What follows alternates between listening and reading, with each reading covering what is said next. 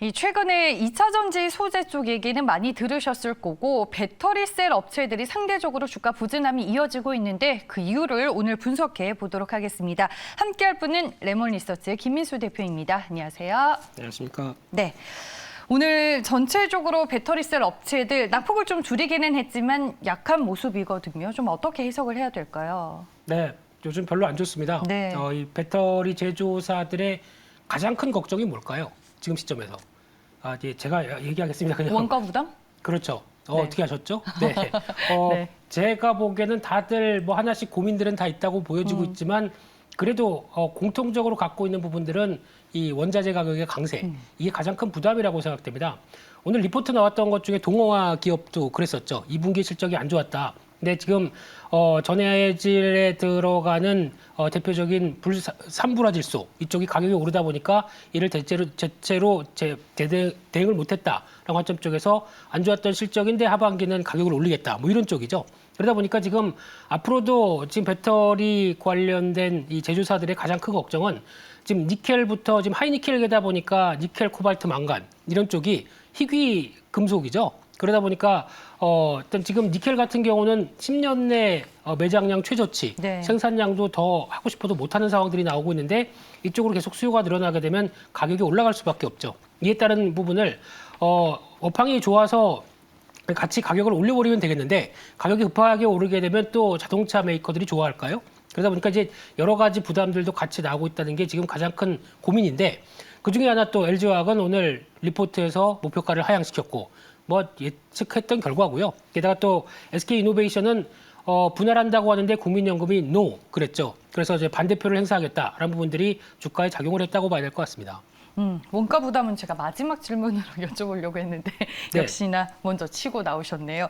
그러면 이제 뭐 LG화학과 SK이노베이션 대표적인 배터리 셀 업체들 하나하나씩 좀 뜯어보도록 하겠습니다. 먼저 SK이노베이션부터 보면 분할에 이제 2대 주주인 국민연금이 반대표를 던졌다라는 기사가 나왔어요. 좀 자세한 내용을 정리해봐야 될 것 같아요. 네, 뭐 네. 자세하게 안 보고 그냥 이런 건 얼핏 보셔야 될 것 같습니다. 네. 왜 반대를 했을까요? 잘 하겠다고 하는데 왜 반대를 했을까요? 제가 보기에는 명분입니다. 네, 그냥 이런 얘기 드려도 될지 모르겠지만 공무원들이시죠. 그러다 보니까 ESG 평가를 할 때 주주 가치에 대해서 회수를 했는데 왜 찬성을 했느냐라고 할 수 있기 때문에 그에 따라서 일단 반대를 했지만 그럼에도 불구하고 계산은 뭐 다 원안에서 통과될 것 같기 때문에 네. 그냥 반대로 행사를 했다고 보시는 게 맞을 것 같고요. 한 지분 8% 정도 있습니다. 근데 이걸 가지고 SK이노베이션의 중요한 의사결정에 반대한다고 해서 어떤 원안에 그대로 또 못 흘러가지는 않을 것이다. 이런 관점들이 높다고 봐야 될 것 같고요.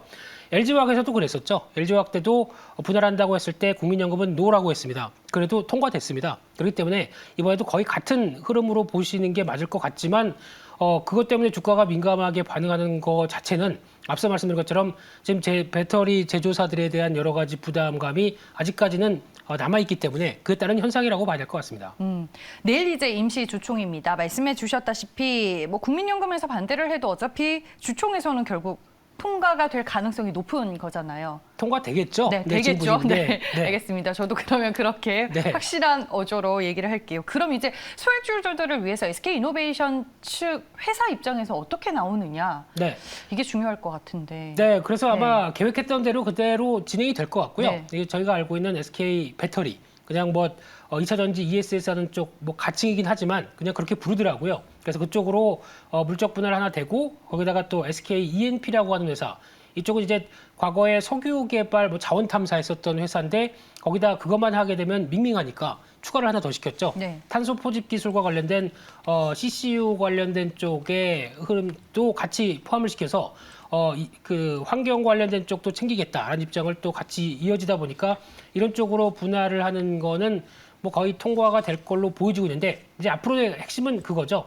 SK 배터리를 얼만큼 잘 상장할 수 있겠느냐라는 부분들. 근데 먼저 어떤 앞으로 나서지는 않을 것 같습니다. LG에너지솔루션이 하는 거 보고 후로 그 뒤로 일정을 잡지 않을까 그렇게 보여지고 있습니다. 그거는 이제 사업적인 부분인 거고 네. 주주들을 위해서는 그러면은 뭐 배당을 확대한다든지 아니면은 SK 배터리 그러니까 가칭이죠. 네. 뭐 여기 주식을 이제 어떤 식으로 분배를 해준다든지 이런 거에 대한 얘기가 좀 나올까요, 내일? 내일 나올 수 있겠죠. 네. 충분히 나올 수는 있는데 그 전에도부터 이제 SK이노베이션의 주주 가치를 확보하기 위해서 분기 배당이나 여러 가지 얘기는 했기 때문에 네. 그에 따른 또 자세한 구체적인 사항들이 나올 걸로 보여지고 있는데 막상 시장에서 바라보는 거는 SK 배터리를 분할한 다음에 그 다음에 구체적인 뭐 IPO 일정이라든가 앞으로의 좀 더 구체적인 활동에 대한 내용들을 좀 더 궁금해하지 않을까. 그래서 지금 당장의 뭐 배당 관련된 내용들보다는 네. 그쪽에 대해서 포인트를 더 맞춰야 될 것 같습니다. 알겠습니다. 네. SK이노베이션 그러면 주가 방향성과 함께 좀 전략은 어떻게 보세요? 네, SK이노베이션을 볼 때 솔직히 저는 개인적으로 이 회사가 좀 아쉽다고 생각됩니다. 네.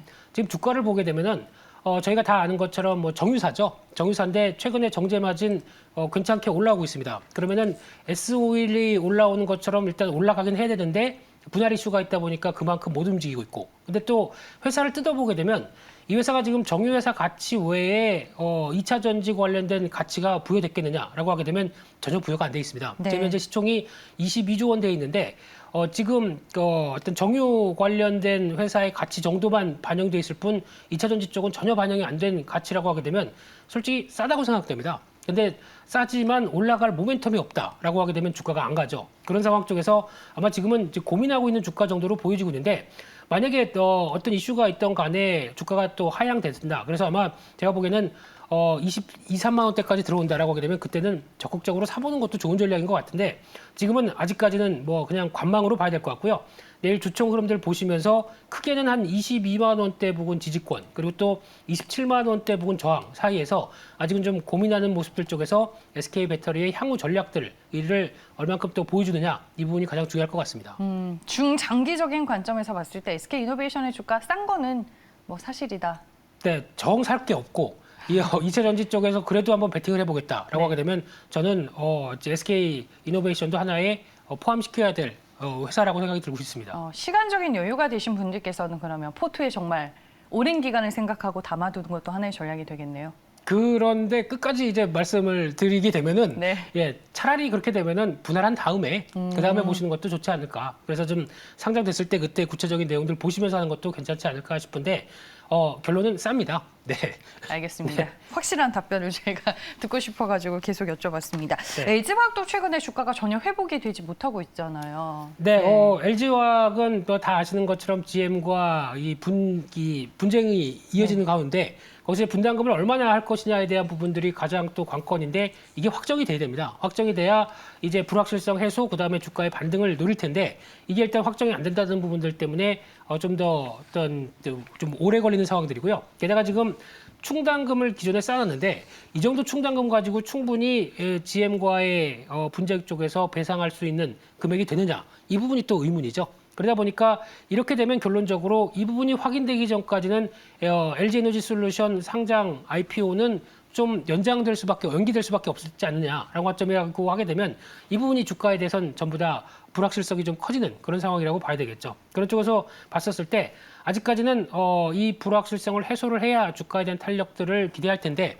오늘 같은 경우도 쉽게 보면은 그렇다고 해서 지금 이 LG에너지솔루션이 일을 못하는 건 아니죠. 지금 실적이 나오고 있는 상황이다 보니까 추가로 더 밀리기에는 부담스럽고 그런데 올라가기에는 아직 확인된 게 없고 하다 보니까 그냥 정체로 보는 게 맞지 않나 싶습니다. 그러면 LG화학도 주가는 좀 보수적으로 보세요, 전략도? 네, 그럴 네. 수밖에 없는 게 지금 한계인 것 같고요. 네. 일단 지금 배터리 업체들을 볼 때는 지지권 쪽에서 그래도 크게 이탈하지 않는지 정도 보는 게 가장 맞지 않나 생각되고 있고요. 지금 화면에서 보이시는 것처럼 뭐 70만 원대 이탈하기에는 좀 아무래도 그렇겠죠. 이 정도에서 홀로 약세를 보이기에는 좀 주가에 대한 부담감도 또 하락할 부담감도 있기 때문에 아마 70만 원대 안쪽에서 좀 정체 흐름들. 그래서 단기적으로는 한 76, 7만 원대 부근의 저항, 뭐 70만 원대 사이에서 좀 고민하는 주가 흐름들이 좀 더 이어지지 않을까 생각되고 있습니다. 그럼 SK이노베이션도 그렇고 LG화학도 그렇고 아직은 확인하고 가야 할 것들이 남아있기 때문에 네. 신규 매수 접근은 조금 더 나중으로 미뤄보자라고 말씀을 해주셨고 기존의 주주분들 같은 경우에는 그냥 일단 버텨야 될까요? 어때요?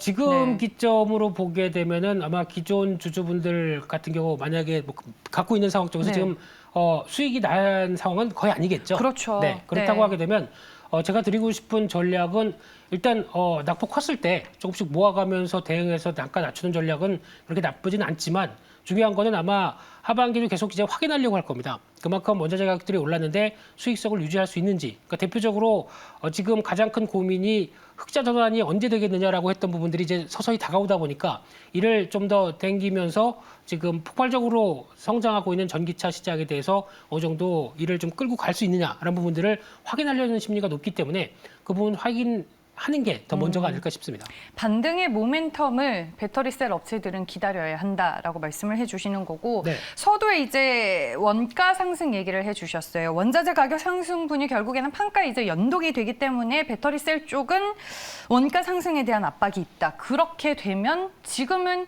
배터리셀 쪽보다는 역시나 2차 전지 소재 쪽을 저희가 더 봐야 되고 더 선호를 해야 돼요. 그럴 수밖에 없는 네. 운명이고요. 그리고 거기다가 최근 들어서는 좀 성과가 나오고 있는 업체 쪽으로도 변화가 되죠. 그러다 보니까 2차 전지를 전반적으로 정리를 하게 되면 네. 소재 쪽 당연히 괜찮고요. 하지만 이제 주가가 많이 올랐기 때문에 부담은 있다라는 점을 네. 염두를 하셨으면 좋겠고요. 두 번째는 장비 쪽인데 장비 쪽은 저는 개인적으로 그렇게 크게 바라볼 상황은 아니라고 생각됩니다. 기술력 자체가 독보적으로 반도체 장비만큼이나 강한 상황이 아니기 때문에 어느 정도 또 경쟁이 특히 이제 이런 거 잘하는 쪽이 중국 업체들이죠. 치고 올라오게 되면 기술 경쟁력이 그렇게 높지 않다. 그렇기 때문에 다 같이 보는 게 아니라 몇몇 업체들, 대표적으로 뭐 지금 PNT라든가 배터리 3사 쪽에 다 들어가죠. 이런 회사라든가 몇몇 업체 쪽으로만 한정지어서 보는 게 맞을 것 같고요. 게다가 또 앞으로 아직 개화되지 않은 시장은 배터리 재활용이죠. 리사이클링 그리고 재사용 이쪽에 대한 시장 흐름들은 이제 막 커지는 상황이기 때문에 그에 맞는 회사들도 이제 슬슬 찾아보는 것도 맞지 않나 싶은데 아직 강하지는 않습니다. 그래도 이쪽은 대기업 중심으로 움직인다고 하더라도 먼저 자리를 갖춘 똘똘한 회사들도 있죠. 그렇기 때문에 그런 회사들도 챙겨보고 하시는 게 더 가장 먼저가 아닐까 싶습니다. 네, 알겠습니다. 여기까지가 이제 저희가 준비한 내용이고 마지막으로 질문 하나 더 드려도 돼요? 네. 오늘 이제 워낙 이제 전고체 배터리에 대한 얘기가 또 많이 이슈가 돼서 이쪽은 김민수 대표님이 또 어떤 시각으로 보는지 궁금해서요. 제가 네. 보는 전고체 배터리는 시기상조다 이렇게 생각이 듭니다.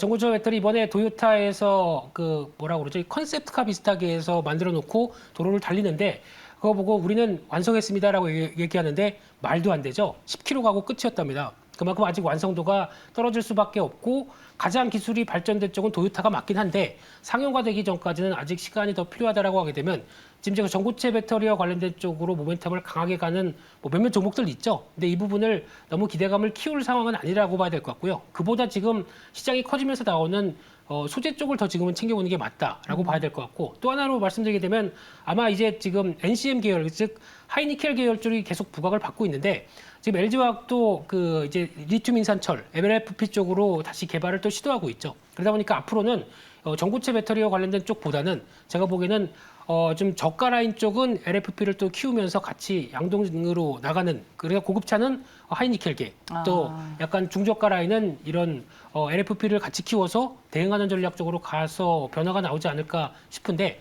이 부분은 또 전략적인 부분들도 챙겨봐야 되지 않을까 싶습니다. 최근에 그런 투트랙 전략들이 조금 기업들을 중심으로 확인이 되고는 있죠. 네. 그래서 지금 LG 에너지 솔루션도 이쪽을 개발한다고 얘기를 하고 있는데 네. 뭐 늦었다고 많이 또 얘기를 하는 부분들이 있는데 솔직히 기술력이 그렇게 높지가 않습니다. 이쪽은. 그렇기 때문에 아마 이제 양산 쪽으로 가게 되면 그렇게 오래 안 걸릴 것 같고요. 그렇게 되면 하나의 또 제품 라인업은 두 가지가 같이 양분되는 쪽으로 나가겠죠. 네. 네, 알겠습니다. 저희가 오늘은 배터리 셀 업체로 시작을 해서 2차 전지 소재 그리고 전고체 배터리에 대한 얘기까지 모두 들어봤습니다. 지금까지 레몬리서치 김민수 대표와 함께했습니다. 고맙습니다. 감사합니다.